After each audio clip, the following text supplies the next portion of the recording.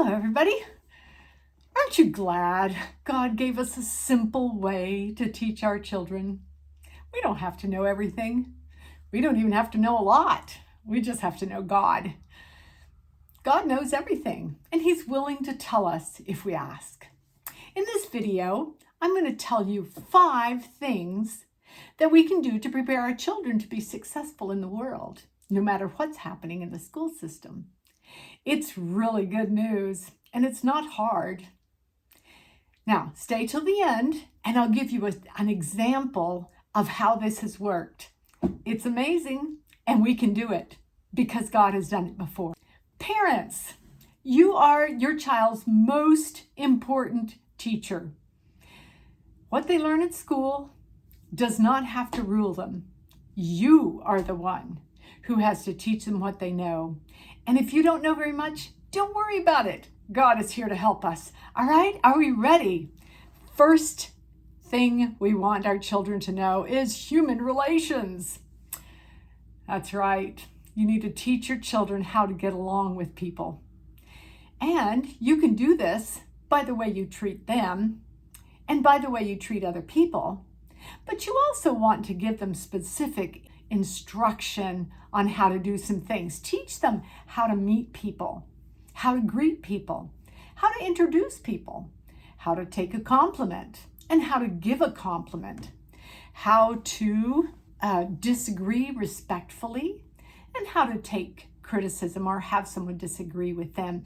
It's very healthy to be able to have your own opinions and to be able to disagree agreeably, isn't it? If we just teach our children how to get along, how to treat people in the family with respect and compassion, then they will be able to treat people outside of the family with respect and compassion.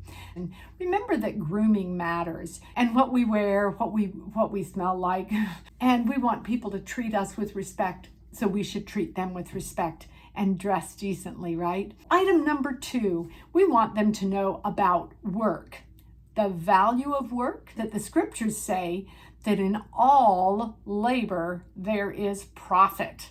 Profit means you're getting more than you're putting into it, right? So when we work, we benefit. It also says that mere talk leads only to poverty. So if you feel like you're poor, it might be because you're doing more talking than you are working, all right? So if you want to be prosperous, that means have enough, then you need to work. So teach your children to work by working. Let them see you work and let them help you work. A skillful worker will be more successful in life than a college graduate who doesn't know how to work. Remember that a college degree does not guarantee you success. It doesn't even guarantee you a job. But if you know how to work, if you'll apply yourself, you will profit. That's a promise in the Bible. And we know that's true because God backs the Bible with His own word and His own name. So He's faithful and He does what He says He's going to do, doesn't He? So teach your children everything you know. Let them help you work. Now, letting them help you do the work you have to do has 3 huge benefits. Number 1, you get the job done the way you want it done.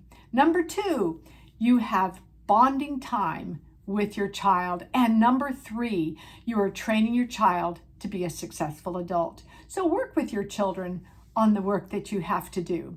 So what kinds of work should you teach them? Well, let's start with chores.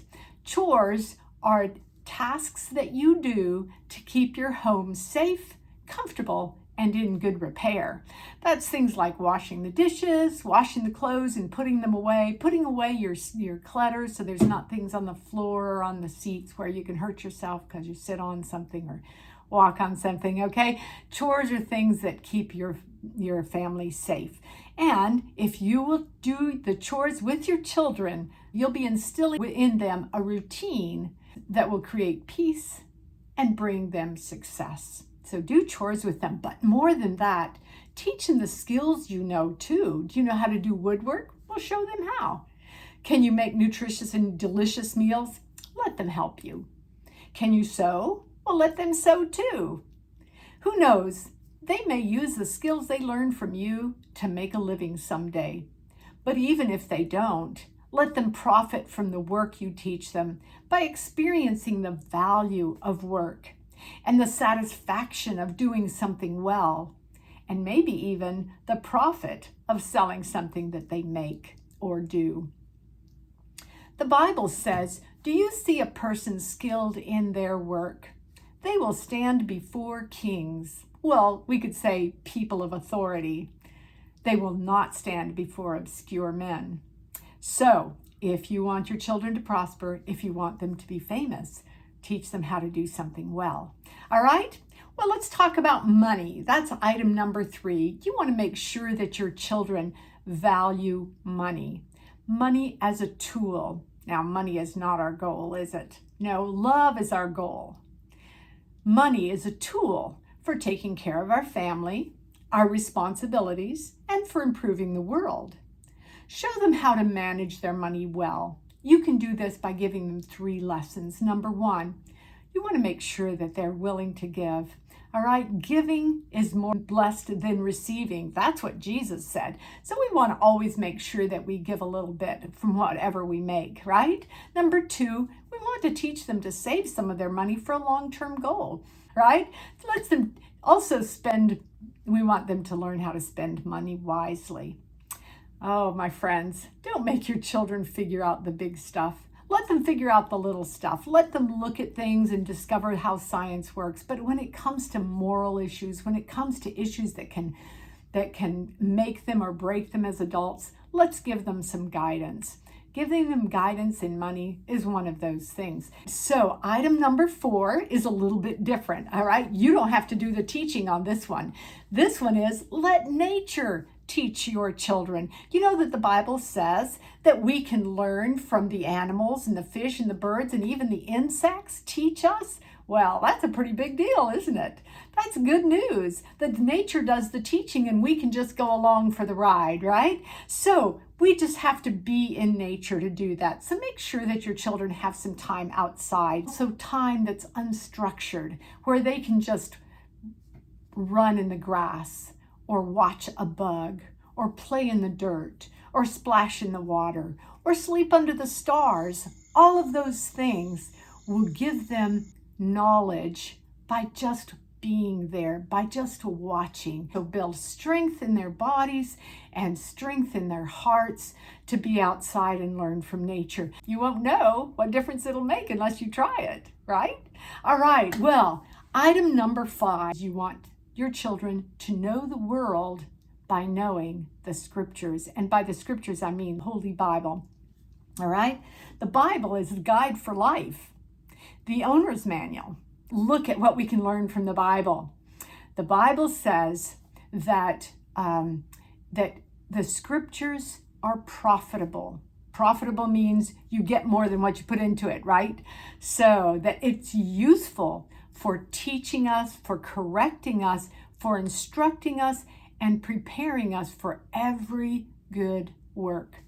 Now, living well as an adult means that we have to do good work, doesn't it? We have to know, and we have to be able to act. I promised that I would show you how this works by giving you an example of someone that did this. And I'm not going to give you the example of Jesus because everybody thinks, well, Jesus was perfect, what about us ordinary people? So I'm going to give you an example of someone who kind of started out hard and turned out to be very successful. So his name is George Washington Carver. He was born a slave and orphaned as a baby during the Civil War of the United States. So somebody else adopted him and his brother.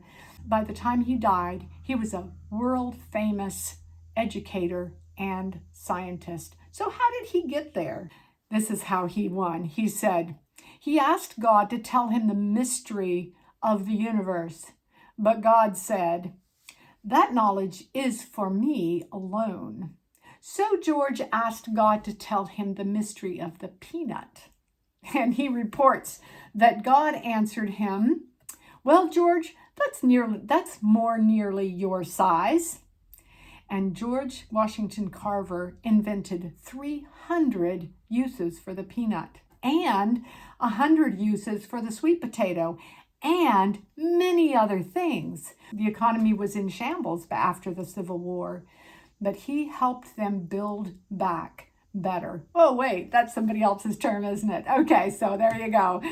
He helped them build back better, literally, but he did it with God's help. If God can help a poor ex-slave, orphaned child learn, can't he help us too? God doesn't play favorites. He doesn't choose to bless one person and not another. He'll bless anybody who will ask him for help. You know, God actually says this. He says, call on me and I will answer you. I will show you great and amazing things that you don't know. And if you lack wisdom, ask God. He gives generously to anybody who asks, and he won't get mad about it. But you have to ask in faith. You have to ask without any doubting. You can't think, well, I'll just give it a try. Maybe it'll work. You have to say, God said he would do it, so I'm going to believe it. And then ask. God will give you wisdom. I have to do it every day because I ask God for help a lot. All right, here we go. For that person, the person who doubts cannot expect to receive anything from God because he's double-minded and he's unstable. So we have to just decide that we're going to say, yes, God can help me, and I'm going to ask for it.